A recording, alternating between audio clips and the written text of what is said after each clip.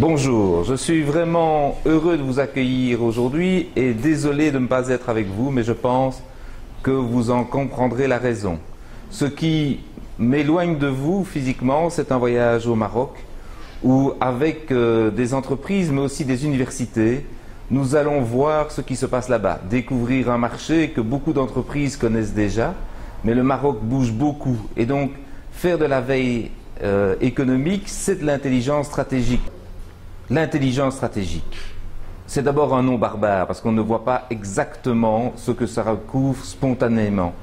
Et pourtant, il faudrait vraiment se dire, et votre présence aujourd'hui en est le témoignage, qu'il faut faire de l'intelligence stratégique, c'est-à-dire faire de manière ordonnée et cohérente la découverte d'informations, la protection d'informations, le développement de la culture de décision, tous éléments qui sont aujourd'hui dans la compétitivité extrêmement importants et qui pourtant sont faits encore trop souvent de manière aléatoire.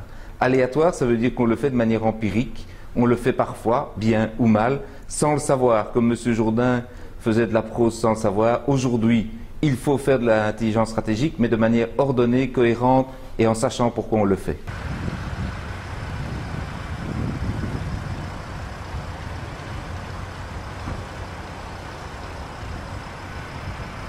Alors, nous parlons d'intelligence stratégique, mais un exemple vaut beaucoup mieux qu'un long discours. Monsieur de Bény, vous avez suivi un séminaire et une formation en intelligence stratégique. Qu'est-ce que cela a apporté à vous personnellement et à votre entreprise ?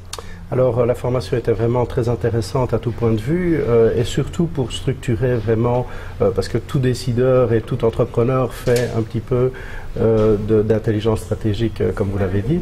La seule chose c'est que la formation permet vraiment de structurer les choses. Par exemple en veille, au niveau de la veille, on y apprend à suivre des flux RSS, à s'abonner à des flux RSS, à poster des alertes automatisées qui permettent non plus de devoir aller à la pêche d'informations, mais véritablement de la recevoir de manière automatique et sur des sujets vraiment très très précis. Ce qui nous a permis par exemple de participer la semaine passée à un séminaire à Paris sur toutes les grandes tendances au niveau de l'impression numérique et du livre électronique, qui est quand même pour nous vraiment primordial, un sujet très chaud pour le moment. Alors, je comprends parfaitement l'intérêt personnel, mais aujourd'hui au niveau économique, est-ce que vous avez pu transformer, je dirais, quelque chose qui est une source d'information supplémentaire en un avantage économique, en une meilleure compétitivité pour votre entreprise? Assurément. En fait, il faut savoir que le marché au niveau de l'imprimerie est vraiment très très agressif. Donc si on n'est pas tout de suite sur la balle, si on n'a pas l'info, la bonne info au bon moment et pouvoir l'exploiter rapidement, c'est vraiment quelque chose qui peut être soit un atout ou alors vraiment pénaliser la société. Au-delà des mots qui font parfois apparaître que l'intelligence stratégique, c'est pas pour une entreprise, une PME, une TPE, parce qu'il faut vraiment expliquer que c'est dans le quotidien. Il faut mieux s'informer de manière plus cohérente.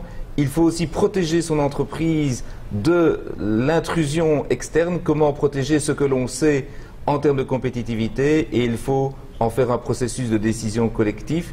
Je voudrais vous remercier et vous souhaiter vraiment plein succès au travers de l'intelligence stratégique.